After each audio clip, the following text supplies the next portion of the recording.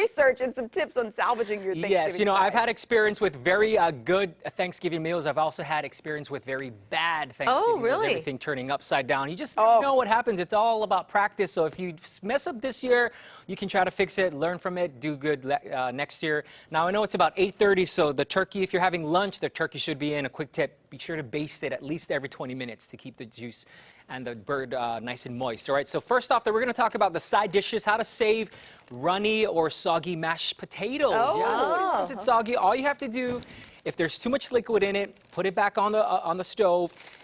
Or you can put it in the oven and bake it for maybe 325 and just wait until the moisture or the liquid sort of bakes out of it, or if you have it on the stove, continue to cook it maybe on a low simmer until it's at the consistency that you want. So if it's too runny, you can still save it. Don't throw it out. All right, next problem. If your mashed potatoes are a little bit too lumpy. Now, if you do it too lumpy, no one likes lumpy. No, you don't want lumpy. You probably overcooked it. All right, so all you got to do is add a little bit milk or cream and cook it on low until it is nice and smooth. You can also run it through a strainer to create a sort of fluffy texture to your mashed potatoes. So don't throw it out if it's too lumpy. It's still going to be good.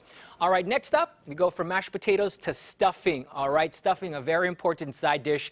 Now, if your stuffing is a little too dry and a little too hard to chew, you're like, wow, this needs something. All you got to do is slowly add some hot chicken broth either to the bowl or put it back on the stove.